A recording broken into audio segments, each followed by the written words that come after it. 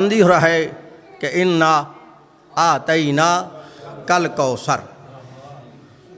तर्जमा नवाब सदीकुल हसन बपाली अहले हदीस, मुल्ला फ़खरुद्दीन राज़ी अहले सुन्नत, मौलाना अबूल आला मदूदी इस्लामी जमात, मुफ्ती मोहम्मद शफ़ी देवबंदी, पीर करम शाह बरेलवी, मौलाना फ़तेह मोहम्मद जलंधरी, शाह वलीउल्लाह मुहद्दस देहलवी, शाह अब्दुल अज़ीज़ मुहद्दस देहलवी, शाह रफ़ीउद्दीन मुहद्दस देहलवी, शाह अब्दुल हक मुहद्दस देहलवी, कारी अशरफ अली थानवी, अहमद रज़ा बरेलवी, फिर फरमान अली शिया से लेके नूरुद्दीन मरज़ई तक तर्जमे की जिम्मेदारी है।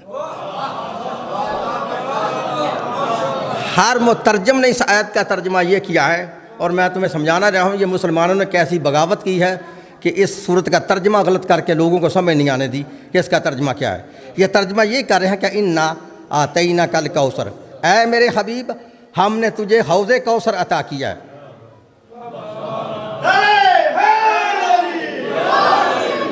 उनको बात की समझ आ रही है? ऐ मेरे हबीब, अल्लाह तो कहता है ना मैंने तुझे कौसर अता की है। इन्होंने कौसर का माना किया है पानी का हौज़, हौज़े कौसर कि जिसका पानी बर्फ़ से ठंडा होगा, शहद से मीठा होगा, दूध से सफ़ेद होगा। दुनिया को कौसर की समझ नहीं आने दी।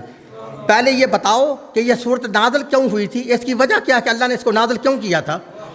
आप हर बंदे को पता चल जाएगा कि ये मुसलमानों ने कौसर का माना गलत किया। और मेरा पूरी दुनिया के मौलवियों को चैलेंज है, ये तो मेरा गाँव है, मैंने तो इंटरनेट पे पूरी दुनिया के मौलवियों को चैलेंज किया है, अगर तुम्हारे दम में दम है तो चैलेंज कबूल कर लो। नहीं समझ, और तुम माना गलत करते हो क्यों कि तुम्हें दुश्मनी है जनाब ज़हरा से,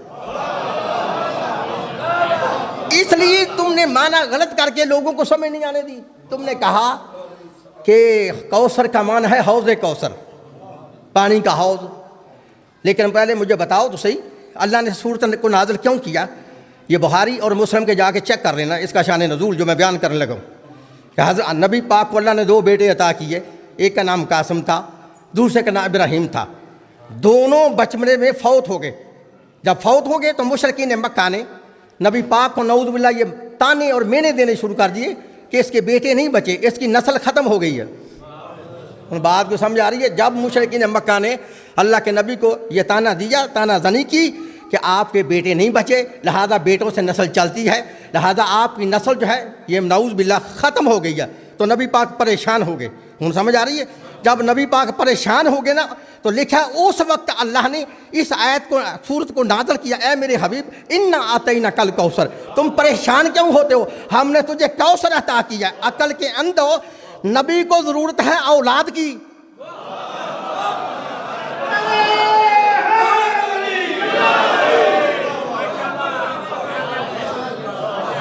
और बात को समझ आ रही है मेरी बात? क्या आपको समझ आ रही है कि नबी को ज़रूरत है औलाद की, नबी को ज़रूरत है अपनी नस्ल की।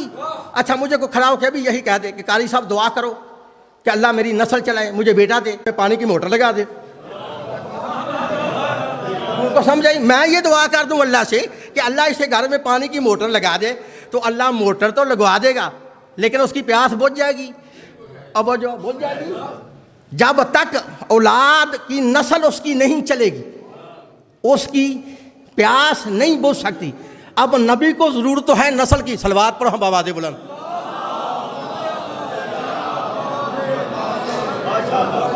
भाई मेरी बात की समझ आई? नबी पाक को जरूरत है अपनी नस्ल की, नस्ल की वजह से परेशान है। मुशरिकीन मक्का ये मेने दे रहे, ताने मार रहे हैं रसूल को कि इसकी नस्ल ख़त्म हो गई है, नऊज़ बिल्लाह इन्ना शानियका हुवल अबतर, ये जो वो नबी पाक को मकतूब नस्ल कहते थे, इसकी नस्ल ख़त्म हो गई है। तो अल्लाह ने कहा ऐ हबीब मैंने तुझे कौसर अता की है, फसल्लि लिरब्बिका वनहर, बस तुम अपने रब के लिए नमाज पढ़ो और कुर्बानी करो। इन्ना शानियका हुवल अबतर, तू ऐ मेरे हबीब जो तुझे कहते हैं नस्ल ख़त्म हो गई है, तेरे दुश्मन की नस्ल ख़त्म हो जाएगी।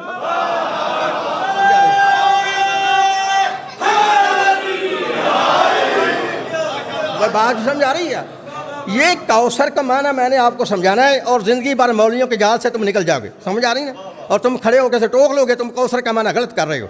समझ आ रही ना? हाँ, नबी पाक को ज़रूरत किसकी है? नस्ल की है। तो अल्लाह को पता ही नहीं था, अल्लाह ने नबी से कह दिया मैंने तो ये घर में तेरे लिए हौज़े कौसर बना दिया, पानी का हौज़ बड़ा पैदा कर दिया, क्या नबी पाक की प्यास बुझ जाएगी? कतन ये माना नहीं बनता। और तुम्हारी किताबों में लिखा है कि जब अल्लाह ने इस आयत को नाज़िल किया, इन आतैना कल कौसर, 1400 साल बाद जाके मौलाना मदूदी को समझ आई, और फिर पीर करम शाह बेरे वाले को समझ आई। उन्होंने अपनी किताब तफसीर ज़ियाउल कुरान में लिखा, मौलाना मदूदी ने तफहीमुल कुरान में लिखा। जहाँ तक मेरी आवाज़ जा रही है, लिख लो, मैं तुम्हें कह रहा हूँ, हौज़े कौसर का माना हौज़ नहीं है, लिख लो। दोनों को लिखना पड़ गया, मजबूरी से लिखना पड़ गया, लिख लो। जहाँ तक मेरी आवाज़ जा रही है, पूरी दुनिया के उलमा को मेरा चैलेंज है, दम में दम है तो कबूल कर लेना, मौलाना मदूदी को लिखना पड़ गया, इन्ना अतैना कल कौसर। ऐ मेरे हबीब, हमने तुझे हौज़े कौसर नहीं अता किया, हमने तुझे वो वाहद एक बेटी अता किया जिसकी नस्ल क़यामत तक खत्म नहीं होता।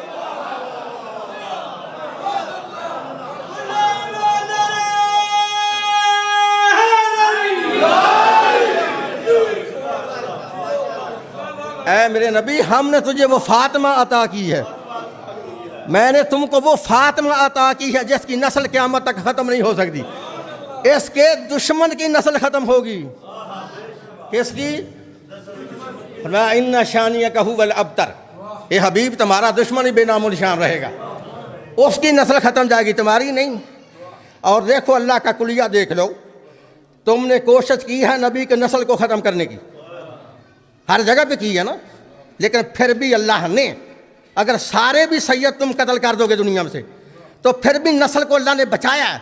अल्लाह ने 12वें इमाम को पर्दे में रखा हुआ है।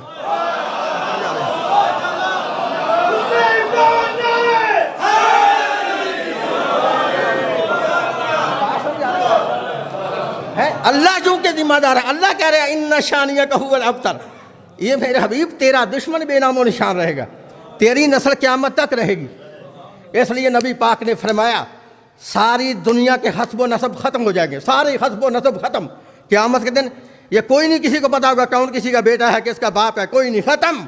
नबी ने फरमाया सारे नसब ख़त्म हो जाएंगे स्वाय मेरी बेटी फातिमा के।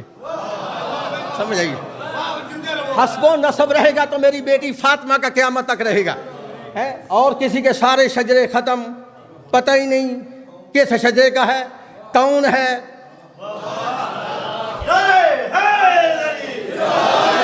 बात समझ आ रही है? कौसर का माना हौज़ नहीं, मौलाना मदूदी को लिखना पड़ गया। और आगे उन्होंने जुमला लिखा कि जब अल्लाह ने नबी को फातिमा अता कर दी तो मुशरिकीन मक्का ने नबी को अबतर कहना छोड़ दिया। कौन समझ आई? मकतूल नस्ल कहना छोड़ दिया।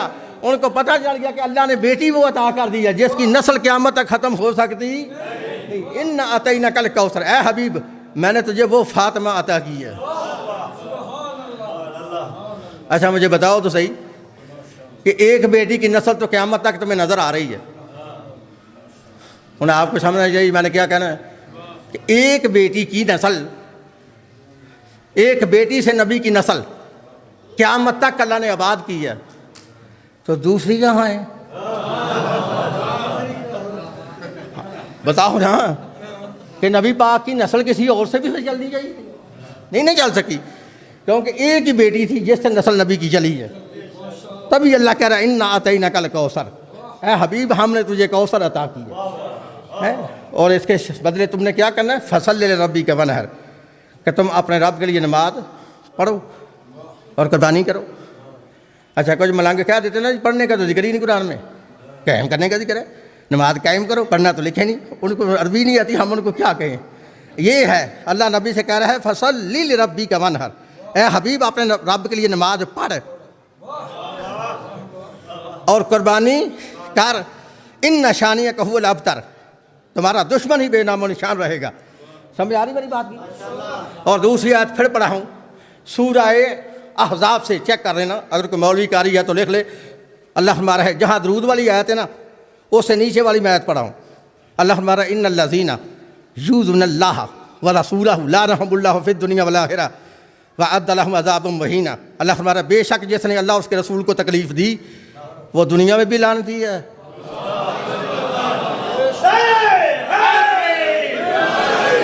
बात समझ आ रही है? अल्लाह फरमा रहे वो दुनिया में भी लानती, आखिरत में भी लानती। व अद्द लहुम अज़ाबम महीना, और अल्लाह कहता है मैंने आखिरत में उसके लिए बड़ा दर्दनाक अज़ाब तैयार कर दिया। किसके लिए? जिसने तकलीफ़ दी।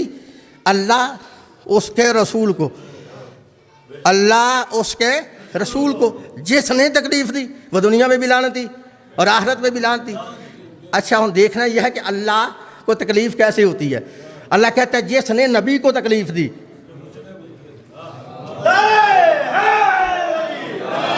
और जिसने रसूल को तकलीफ दी उसने मुझे तकलीफ दी। हूँ समझ आ गई, जो नबी को तकलीफ देगा, नबी को नहीं खुदा को तकलीफ देगा। अब देखना नबी को तकलीफ कैसे होती है। हूँ बताऊँ, ये सही बुहारी से हदीस पढ़ा, नबी फरमा रहे हैं फातिमा तो बदआतुम मिन्नी, कि फातिमा मेरा जुद है, फातिमा मेरा टुकड़ा है, मेरा जुद है। ये नहीं कहा गोशत का जुद है, नहीं कहा जो मैं हूँ, जो मैं हूँ उस वक्त का मेरी बेटी मेरा जुद है, हिस्सा है, जुद है, हिस्सा है। क्या मकसद? नबी ने फरमाया अगर मैं रसूल हूँ फातिमा रसालत का जुद है, अगर मैं नबी हूँ फातिमा नबूवत का जुद है, अगर मैं इमाम हूँ फातिमा इमामत का जुद है, अगर मैं सखी हूँ फातिमा सहावत का जुद है, अगर मैं ताहिर हूँ फातिमा तहारत का जुद है। यहाँ तक नहीं फरमाया, आगे फरमाया फमन अग़ज़बहा, जिसने इसे नाराज किया। फमन अग़ज़बहा, जिसने इसे नाराज किया, फ़क़द फ़अग़ज़िबनी, बस उसने इसे नहीं मुझे नाराज किया। फ़अग़ज़िबनी फ़अग़ज़बल्लाह, जिसने मुझे नाराज किया उसने अल्लाह को नाराज किया। तो समझ आ गई, जिस पे फातिमा राजी रसूल राजी, रसूल राजी खुदा राजी। जिस पे फातिमा नाराज रसूल नाराज, जिस पे रसूल नाराज तो खुदा नाराज। अब समझ आ गई, अल्लाह राजी उस बंदे पे होगा जिस पे फातिमा राजी होगी।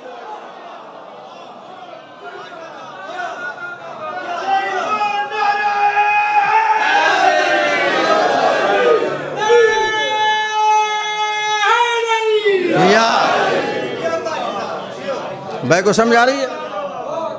अल्लाह हमारे ए हबीब मैंने तुझे कौसर अता की है जिसकी नस्ल क़यामत तक ख़त्म नहीं हो सकती। आपको तो पता ही नहीं है बीबी के फ़ज़ाइल क्या है।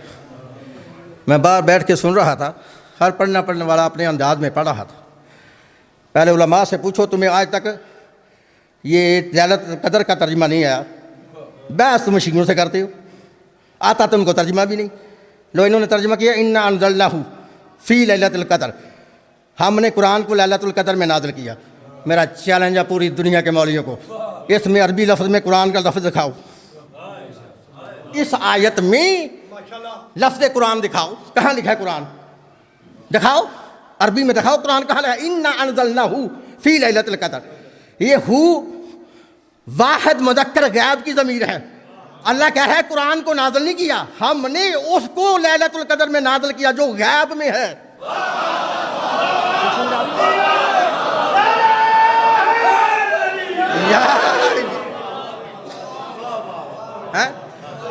हु हुमा हुम, हु वाहिद, हुमा दो, हुम जमा। हुन समझ आ रही है भी वाहिद मुज़क्कर गैब है। बताओ यहाँ कुरान कहाँ लिखा है? हम इन्ना अनज़लनाहु फ़ी लैलतुल क़द्र, हमने उसको कुरान में नाज़िल किया, उसको, कुरान को नहीं, उसको लैलतुल क़द्र में नाज़िल किया। उसको, किसको? इसको नहीं, इसको होता तो हाज़िर होता, उसको है गायब, हमने जो गायब में है उसको लैलतुल क़द्र में नाज़िल किया। वमा अदराका मा लैलतुल क़द्र, और तुम्हें क्या अदराक है, तुम क्या जानो लैलतुल क़द्र क्या है? अल्लाह कहता है तुम जान नहीं सकते, तुम्हारी अकल में नहीं आ सकता। खून जो कोई भी इसकी तवील करेगा वो सारी गलत होगी, क्योंकि अल्लाह कहता तुम्हें इल्म नहीं लैलतुल क़द्र क्या है। जब वो कहता तुम्हें पता नहीं तो तुम कैसे दावा करोगे मुझे पता है? अल्लाह कह रहा है तुम्हें लैलतुल क़द्र का पता नहीं। वमा अदराका मा लैलतुल क़द्र, तुम्हें अदराक ही नहीं, तुम जान ही नहीं सकते लैलतुल क़द्र क्या है। हुन आगे अल्लाह हमारे लैलतुल क़द्र खैरुम मिन अल्फ़ि शहर, लैलतुल क़द्र 1000 महीनों से बेहतर एक रात है। बताओ हाँ 1000 महीना अल्लाह ने नाम क्यों नहीं लिया? क्यों लिया है अल्लाह ने नाम? क्योंकि 1000 महीना किसी ने गवर्नमेंट की है, तुम समझ आ रही ना। 1000 महीना किसी बंदे ने हुकूमत की है, तो उसकी हुकूमत से अल्लाह कह रहा है कि उसकी 1000 महीने की हुकूमत से लैलतुल क़द्र की एक रात अफजल है। और कोई बंदा था गवर्नमेंट का रहा, उसने 1000 महीना हुकूमत की है, इसलिए सही तिरमिज़ी के अंदर इसकी शान नज़ूल निकाल के पढ़ लेना, उसके अंदर लिखा है कि सुम्मा अददना, फिर हमने इसको शुमार किया, वला तनकस वला यजीद, ना एक दिन उससे कम हुआ ना एक दिन उससे ज़्यादा हुआ। अल्लाह ने क्या 1000 महीने से बेहतर है। वो 1000 महीना वो बंदा हुकूमत कर रहा था औलाद रसूल का दुश्मन। तो अल्लाह ने कहा कि उसकी 1000 महीने की हुकूमत से लैलतुल कदर की एक रात अफजल है। क्या है? फिर बोलो क्या है? आपको यह बीबी पाक का लक़ब है।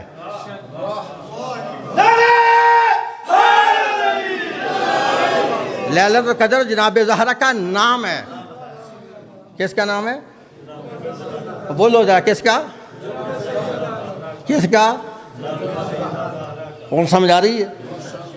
तुम इनकी ज़ाहरी ज़िंदगी देखते हो, तुम्हें इनकी बातनी ज़िंदगी का इल्म नहीं है, तुम्हें बातन का पता नहीं है। इसी बीबी के सदका में तेरे डैडी की दुआ कबूल हुई थी। इसी बीबी के सदका में हमारा बाप है डैडी आदम, आदम को अल्लाह ने दुआ कबूल की थी इसी बीबी के सदका में। और कुरान क्या है? अल्लाह फरमाता फतलक्का आदम मिन रब्बिही बिकलिमातिन फतब अलैहि इन्नहु हुवत-तव्वाबुर रहीम। बस आदम ने अपने रब से चंद कलिमात सीख लिए जिसकी वजह से उसकी तौबा कबूल हो गई। तो तकरीबन 26 हैं आले सुन्नत की तफसीर जिनके अंदर ये लिखा है, समेत डॉक्टर ताहलुल कादरी के लिखा है। क्या लिखा है? लिखते हैं साहब रोज़ा शुहदा ने खूबसूरत जुमले लिखे हैं। वो लिखता है, एक दिन हज़रत आदम और हमारी कैमरे हो रही, एक जद्दे में जबरील आ गए। आदम ने जबरील को देख के कहा, जबरील कहता है, आदम कहता है जबरील इतना अरसा हो चुका है मुझे रोते हुए, मेरी दुआ नहीं कबूल हो रही। तो जबरील ने बड़ा खूबसूरत जुमला कहा, कहते हैं आदम तुम अपनी तौबा के अंदाज को बदलो, तौबा के अंदाज को बदलो। अच्छा फिर बता भी कैसे तौबा करूं? जबरील कहता, आदम तुझे पता है जब अल्लाह ने तुझे खलीफा बनाया था? कहा मुझे पता है। कहता ये तुझे फिर ये भी पता होगा जब फरिश्तों से अल्लाह ने पूछा था कि बताओ हाँ फरिश्तों ये नाम किसके हैं? बताओ हाँ ये नाम किसके हैं? इन कुन तुम सादिकीन, अगर सच्चे हो तो बताओ ये नाम किसके हैं? तो फरिश्तों ने कहा था, कालू सुब्हानक ला इल्म लना इल्ला मा अल्लमतना, ए अल्लाह तो पाक है हम नहीं जानते ये नाम किसके हैं। अच्छा पता है? जबरील कहता आदम फिर अल्लाह ने तुझको कहा था ना कि तू बता ये नाम किसके हैं? कहा मुझे पता है। फिर तूने बताए थे ना? कहा हाँ मैंने बताए थे। जबरील कहता फिर आदम सुन ले, जब तक तू उन 5 नामों का वास्ता दे के दुआ नहीं करेगा। तो समझ आ रही?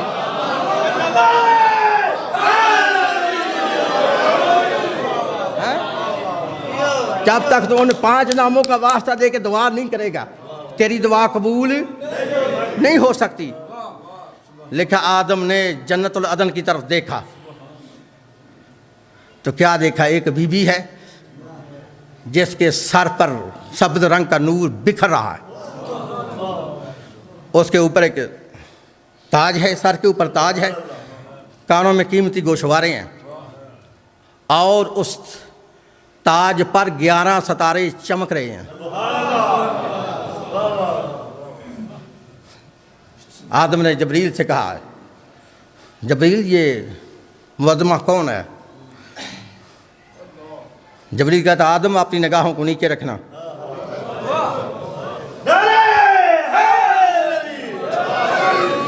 निगाहों को नीचे रखना, ये रसूल की अकलौती बेटी जनाब ज़हरा है।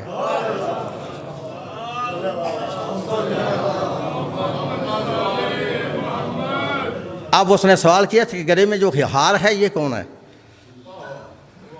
उसने कहा इसका बाबा मोहम्मद है। इसके सर के ऊपर ताज कौन है? उन्होंने कहा इसका शौहर अली है। उन्होंने कहा इसके कानों में जो गोशवारे नजर आ रहे हैं ये कौन है? इसके बेटे हसन और हुसैन है। कहा ये इसके ताज के ऊपर जो 11 सितारे चमक रहे हैं ये कौन है? कहा इसकी नस्ल के 11 इमाम हैं।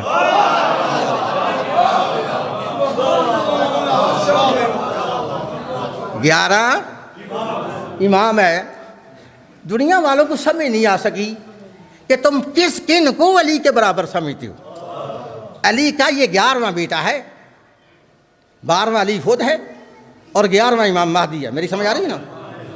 और मौलाना मदूदी ने तफहीमुल कुरान में लिखा कि जब अली के 11वें बेटे का ज़हूर होगा, अपना नहीं, जुमला समझना, हज़रत अली के 11वें बेटे का ज़हूर होगा यानी इमाम महदी का, तो हज़रत ईसा का मस्जिद अक्सा के दाएं मनार पे नज़ूल होगा। हज़रत ईसा कौन है? नबी है ना। मौला महदी इमाम है, नबी नहीं। इनका ज़हूर होगा, हज़रत ईसा का मस्जिद अक्सा के दाएं मनार पे नज़ूल होगा। लिखा नमाज का वक्त होगा। इमाम ज़माना इख्तिमाम हुज्जत के लिए हज़रत ईसा से कहेंगे कि तुम नबी हो, फिर आगे खड़े होकर जमात कराओ, नमाज पढ़ाओ। उनको समझ आ रही है? आगे खड़े होकर नमाज पढ़ाओ। लिखा हज़रत ईसा 10 कदम पीछे हट जाएंगे, कहेंगे मैं बेशक नबी हूं, लेकिन तुम्हारे होते हुए मसल्ले पे खड़ा नहीं हो सकता। उनको समझ आ रही या और बात ही समझ आ रही है? फिर तुम्हें समझना चाहिए, जिस अली के 11वें के बेटे का मुकाबला, फिर करूं, जिस अली के 11वें बेटे का मुकाबला, जिस अली के 11वें बेटे का मुकाबला ईसा जैसा नबी नहीं कर सकता, उस अली का अपना मुकाबला है वगैरह न तू कह रहा कैसे कर सकता?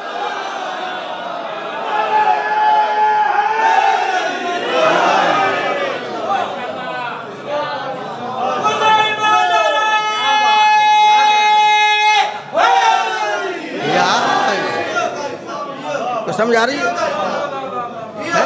ऐ मेरे हबीब, मैंने तुझे कौसर अता की है। लेकिन ये तो मुसलमान समझे ही नहीं। अगर मुसलमान समझ लेते जनाब ज़हरा के मकाम को, तो फिर कभी भी नबी की बेटी मुसलमानों के दरबार से कभी खाली वापस ना आती।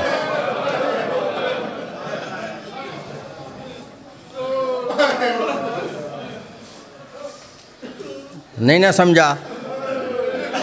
तो ये सही बुखारी में भी है, मुस्लिम में भी है, तिरमिज़ी में भी है, और इब्ने माजा में भी है, पूरी सहासिता की हदीस की किताबों में भी है, और दीगर किताबों में भी ये वाक़या लिखा हुआ है। हमारी माँ जनाब उम्मुल मोमिनीन बयान करती हैं कि नबी पाक की वफ़ात के बाद नबी की बेटी जनाब ज़हरा ने मुसलमानों के दरबार में आके कहा कि मेरा हक़ दो। मुसलमानों का भी तेरा कोई हक़ नहीं। जब कहा ना तेरा कोई हक़ नहीं, बीबी फरमाती है मेरा हक़ है। उन्होंने कहा फिर तेरा कोई हक़ नहीं।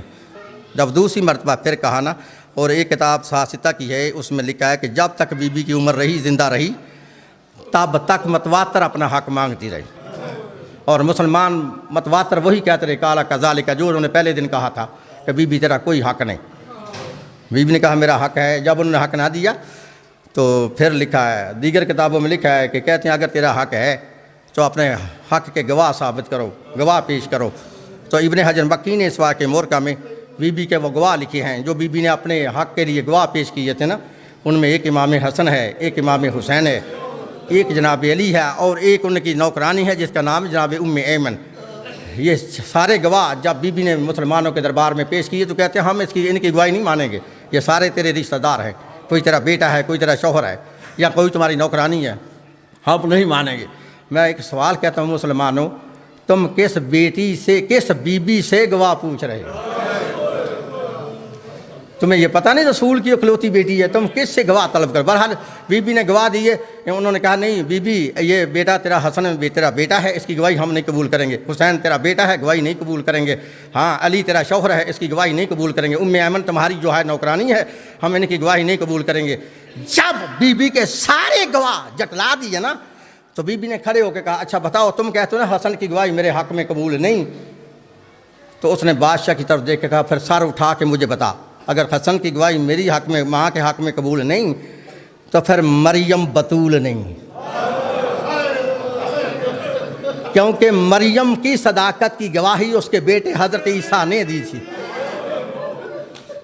हज़रत ईसा ने दी थी अपनी माँ की गवाही कि मेरी माँ तैयब व ताहिर है। माँ की गवाही जनाब ईसा ने दी थी। तो कहा अगर मेरे हुसैन की गवाही मेरे हक़ में कबूल नहीं, तो फिर मरियम बतूल नहीं, क्योंकि ईसा की गवाही, ईसा ने गवाही माँ की खुद दी थी। कुरान पाक को पढ़ो ना, सूरह मरियम के अंदर हज़रत ईसा ने खुद माँ की गवाही दी थी। और जब उन्होंने इल्ज़ाम लगाया था ना बीबी पर कि इसकी शादी नहीं हुई, तो ये नऊज़ बिल्ला बच्चा कहाँ से आ गया, तो फिर अल्लाह ने कहा मरियम, ईसा की तरफ इशारा करते हुए इशारत इलैहि है, इसकी तरफ इशारा कर दे। जब इशारा किया तो माँ की गोद में था ईसा, तो बोल के कहा इन्नी अब्दुल्लाह है व आतानी अल किताब व जअलनी नबिय्या, मैं अल्लाह का बंदा हूँ, मैं किताब लेके आया हूँ, नबी बन के आया हूँ। तो बीबी ने कहा फिर उसकी गवाही तो कबूल अल्लाह ने कर ली है, ईसा की गवाही तो अल्लाह ने माँ के हक़ में कबूल कर ली है, तुम मेरे हुसैन की गवाही मेरे हक़ में कबूल नहीं करते। कैसी सितमदरी सी है। बहरहाल बीबी के गवाह जतलाए गए। सीरत हलबिया के अंदर सैयद बुरहानुद्दीन हलबी ने बड़ा खूबसूरत किस्सा लिखा है कि आखिर में कहते हैं मुस्लिम बीबी से, हाँ बीबी तुम्हारा हक़ है, तो तुम्हारे पास कोई नबी की लिखी हुई तहरीर है, कोई नबी की लिखी हुई तहरीर है? तो नबी बीबी ने कहा मेरे पास है। तो बीबी ने उस वक्त फिर मैं पढ़ नहीं सकता, मेरे पास सैयद बैठे हो सामने, मेरा दिल जो है फट रहा है, सामने ये नजर आ रही है तहरीर। लिखा बीबी ने उस वक्त जल्दी से बुझके थे कागज निकाला जिस पर जनाब मोहम्मद के हाथों का अरबी में लिखा हुआ था वकफ़ा मोहम्मद बिन अब्दुल्ला बिन अब्दुल मुत्तलिब बिन हाशिम हादिहिल क़रियतिल मालूमा सुम्मा बदलहु इन्नल्लाह समीउल अलीम, कि मैं अल्लाह ये मैं नबी खुद ये जायदाद वक़फ़ कर रहा हूँ अपनी बेटी के नाम पर।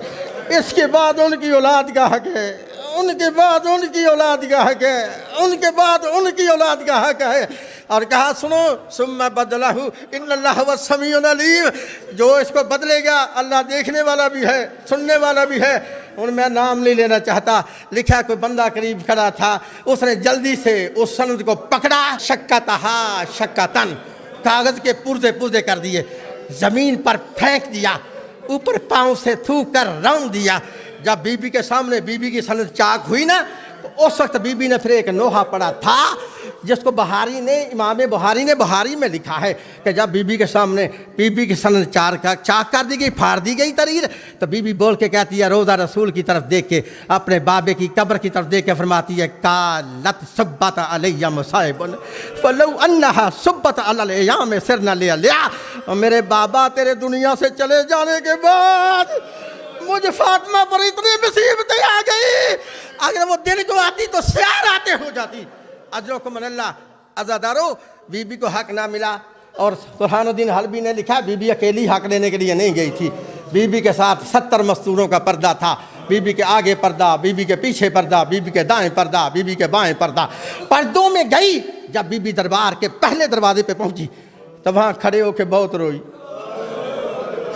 तब बीबी ने रोना शुरू किया ना, बीबियाँ कहती है बीबी क्यों तुम रोती हो, वजह क्या है? तो बीबी कहती है मुझे कोई वक्त याद आ गया है, आज से पहले जब मैं इसी दरवाजे पे आती थी तो सामने से मेरा बाबा मेरी तज़ीम के लिए मिंबर छोड़ के खड़ा हो जाता। आज मैं रो इसलिए रही हूँ तो मुझे को तसल्ली देने के लिए उठता है जाके नहीं उठता।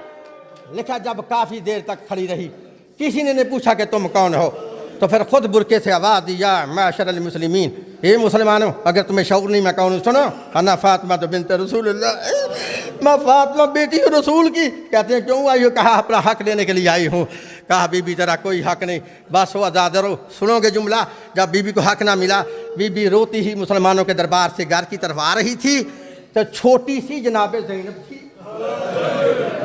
तो दरवाजे पे खड़ी थी। तब अम्मा को रोते हुए देखा ना, बीबी जल्दी से बोल के कहती है अम्मा तुम रोती क्यों हो?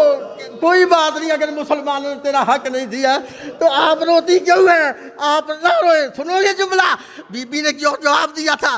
बीबी फरमाती है ओ मेरी बेटी, मैं कोई बागों को नहीं रो रही, मैं कोई जायदादों को नहीं रो रही, अम्मा फिर तू क्यों रोती है? तो बीबी फरमाती है ओ बेटी, जो मैंने तौर तरीका दरबार में देखा है और मुझे पता चल गया तेरी चादर नहीं बचेगी, और मैं तो इसलिए रो रही हूँ कि तेरी चादर नहीं बचेगी। अजरुकुम अल्लाह अज़ादारो लिखा है, बीबी फरमाती है मेरी माँ का कहना मुझे उस वक्त याद आया, उस वक्त याद आया करबला के मैदान में, उस वक्त याद आया मेरी माँ का कहना, मुझे उस वक्त याद आया जब शिमर ने आवाज़ दी लूटो तबर्रो का तो अलियो बतूल को और कैदी बना के ले चलो आले रसूल को। अजरुकुम अल्लाह अदादर दो जुमले हैं, सुन लेना, घर जाके भी तुम्हारी इबादत हो जाएगी। मेरी तरफ देखना है। लिखा है कि जब अली की बेटी 1 साल 6 महीने कैद काटने के बाद वापस मदीने में आई, जब गई तो गई किस तरह से थी, आई तो आई किस तरह से थी। उलमा ने लिखा है कि बीबी के हाथ में मौला हुसैन बादशाह का खून आलूदा ज़ख्मी कुर्ता था। उस कुर्ते पर सुनोगे 1950 जख्मों के सुराख थे। समझ आ रही है? 1950 जख्मों के सुराख थी। बीबी वो कुर्ता लेके घर में नहीं आई, बीबी वो कुर्ता लेके सीधी रोज़ा रसूल पे आई। जब रोज़ा रसूल पे आई तो क्या देखा, कुर्ते का रखना था। कब्र रसूल कांप गई, कब्र रसूल में जलजला आ गया। बीबी फरमाती है मेरा नाना हुसैन का कुर्ता देख के बर्दाश्त नहीं करते, मेरे नाने की कब्र कांप गई है। हूँ फिर सईदों से माफ़ी मांग के जुमला कहता हूँ और मोमनों से भी कहता हूँ, मेरी मजबूरी है, मैंने सिर्फ फ़कत इशारा करना है। अगर इशारा तुम समझ गए तो घर जाके भी तुम्हारी इबादत हो जाएगी। जब बीबी कहती है मुझे पता चल गया ना नाने की कब्र कांप गई है, नाना हुसैन का कुर्ता देख के बर्दाश्त नहीं कर सका। बीबी कब्र के करीब खड़े के फरमाती है नाना, ओ मेरे नाना, नाना ये दिन का वक्त है, नाना ये दिन का वक्त है, तू हुसैन का जख्मी कुर्ता देख के बर्दाश्त नहीं कर सका। नाना ये दिन का वक्त है, नाना ये दिन का वक्त है, तू हुसैन का जख्मी कुर्ता देख के बर्दाश्त नहीं कर सका। नाना अफसोस ये दिन है, मैं ज़ैनब रात को आऊंगी, फिर नाना तुझे दिखाऊंगी, देख तेरी उम्मत ने क्या अजर रसालत दिया है। अजरुकुम अल्लाह अज़ादा रोज़ा रसूल से जब बीबी वापस अपने घर में आई ना, बीबी बाहर के दरवाजे के करीब इस तरह बैठ गई, अंदर चले बाल हटा के फरमाती है, ओ मेरी बेटी पहचान, मैं कोई मांगने वाली नहीं, मैं तेरी माँ ज़ैनब हूँ। अज़ादा माँ का नाम आना था। दोनों बेटियां भागकर माँ के करीब आती है, फरमाती है अम्मा तू तो आ गई है, हमारे भाई कहाँ है। बीबी फरमाती है दोनों करबला में मारे गए। बीबी ने जल्दी से दोनों बेटों के दोनों कुर्ते निकाले, एक कुर्ता एक बहन के हाथ पे रखा, दूसरा कुर्ता दूसरी बहन के हाथ पे रखा। अला लानतुल्लाहि अलल कौम ज़ालिमीन।